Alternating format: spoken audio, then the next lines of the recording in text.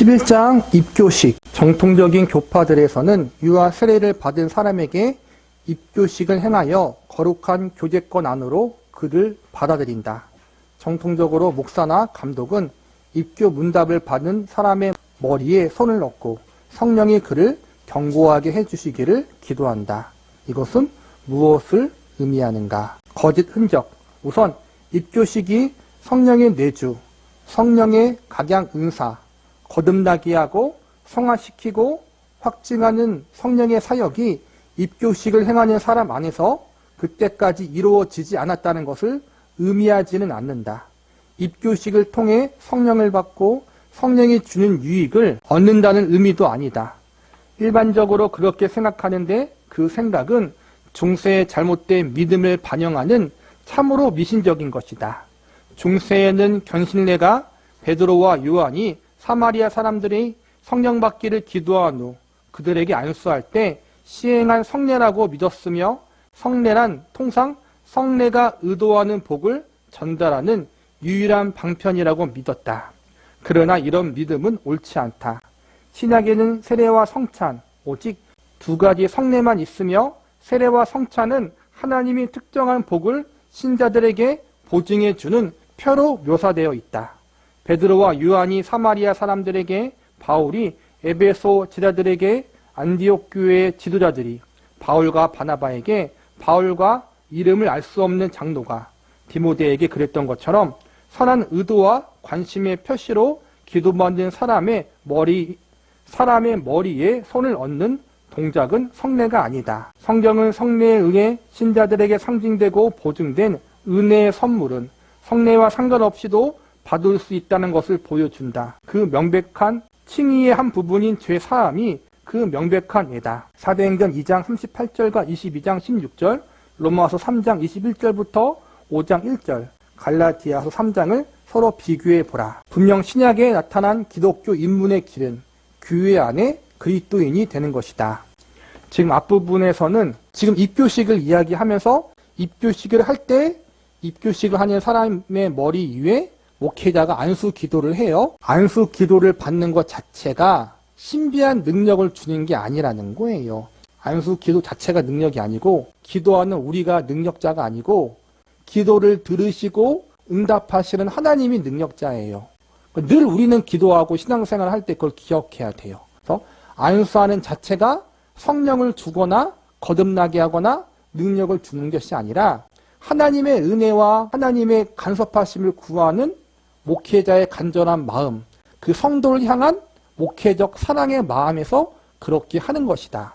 입교라는 것이 어릴 때 세례를 받았던 아이가, 유아 세례를 받은 아이가 일정한 나이가 돼서 본인 스스로 신앙 고백을 할 수 있는 나이가 되면, 성인이 되면 입교식을 하는데 그때 이제 안수 기도를 해요.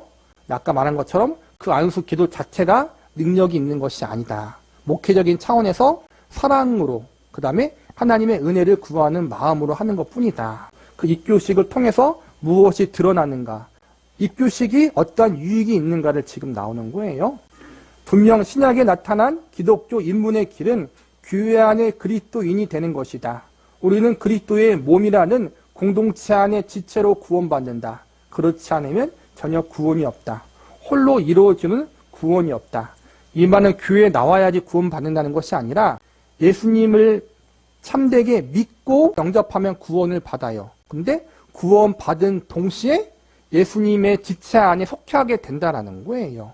우리가 부모님의 뱃속에는 혼자 있지만 태어나면 곧바로 부모님과 혈연 관계에 있는 가족들과 형제 자매로 혹은 친척으로 혹은 가족으로 태어나자마자 묶여지게 되는 것처럼 예수님을 참되게 믿고 영접한 사람들은 구원받은 그 순간 예수님으로 말미암아 구원받은 다른 성도들과 함께 영적으로 형제 자매가 되고 가족이 된다라는 의미를 말하고 있는 거예요. 구원이란 것은 나와 하나님과의 1:1 관계지만 동시에 구원받은 이후에는 함께 부름받고 구원받은 영적인 가족이 생기게 된다는 것을 항상 기억하라는 거예요. 그게 건강한 신앙인의 모습이라는 거예요. 그리스도인이 되려면 우선 고백하는 믿음이 있어야 하고 삼위일체 하나님의 이름으로 세례를 받고 신앙 공동체에 들어가야 하며 성령을 받거나 성령에 의해 인증된 이 모든 일이 있어야 한다. 그러므로 어떤 사람들이 생각하는 것처럼 입교식을 거쳐 성령을 선물로 받아 세례를 보완한다는 것은 사실이 아니다. 신약에서 세례는 성령의 선물을 포함하여 그리스도 안에 새 생명으로 들어가는 모든 차원을 의미한다. 반면 입교식은 그리스도인의 첫 출발과는 관계없는 성경에 명시되지 않는 예식이다. 그러니까 입교식 자체가 교회의 전통적 문화이지 그게 성경에서 명령된 건 아니다라는 부분을 기억해서 입교식과 세례식을 동등하게 보지는 않아야 된다는 거예요. 세례가 더 중요해요. 예, 그렇습니다. 입교식이 단지 교회의 전통뿐이라면 왜 그것을 시행하는가? 계속 시행할 가치가 있는가? 시행할 가치가 있다. 신학적인 이유와 목회적인 이유에서 그렇다. 첫째, 유아 세례에는 유아 세례로 충족되지 않은 한 가지 요소가 있다. 즉 교회 앞에서 본인이 직접 해야 하는 신앙 고백이 빠져 있다는 점이다. 우리는 유아 세례를 하나님의 뜻으로 여길 수 있다. 하지만 일정 나이가 되어 신앙을 고백하는 건 역시 하나님의 뜻이다. 본인이 직접 믿음을 고백한다는 것은 주의 몸을 분별할 수 있음을 보여준다. 다시 말해 그는 성찬식에서 이것은 너희를 위하는 내 몸이니 라는 예수님의 말씀의 의미를 이해할 수 있다. 따라서 스스로 믿음을 고백하는 사람에게는 믿는 자들만을 위한 성례에 참여할 수 있는 자격이 주어진다. 입교식은 예배의 중심 행위를 함께 나누기에 적합하다는 것을 확증한다. 입교식이 하나님의 명령은 아니지만 입교식을 행하는 목회적인 이유, 그에 합당한 이유를 지금 설명하고 있는 거예요.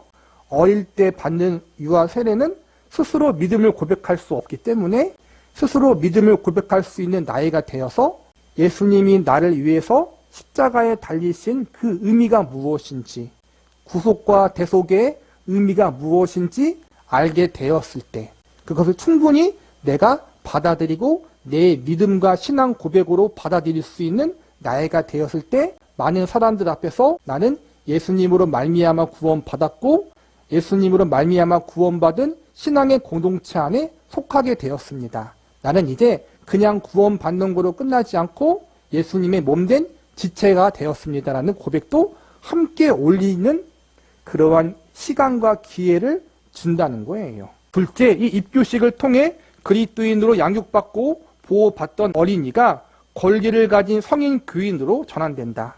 그가 갖게 되는 권리는 유아의 부모와 대신 고백했던 믿음에 헌신할 것과 마귀와 상과 육신의 일을 거부할 것을 자신이 직접 고백하는 데서 비롯된다. 예를 들어 당신이 유아로서 세례를 받을 때 당신의 이름으로 했던 신성한 약속과 맹세를 이제 여기 하나님과 회중 앞에서 당신이 직접 다시 새롭게 하시겠습니까? 라는 목회자의 질문이 있다. 준비된 대답은 예, 그렇습니다이다. 진지하기로는 결혼식 때 하는 대답만큼 의미심장하다. 그렇게 대답하는 소리를 듣고 그의 믿음을 확인한 다음 교회는 그가 서약한 바를 잘 지키고 성령의 그 모든 것을 확증하시기를 또 굳건히 하기를 목회자와 함께 기도한다. 입교식은 서약으로 한층 의미심장해지며 그리스도의 구원 사역의 증인이 됨을 믿음으로 받아들이는 경건한 의식이다. 입교식을 통해서 어릴 때는 부모가 양육해서 신앙을 배웠잖아요.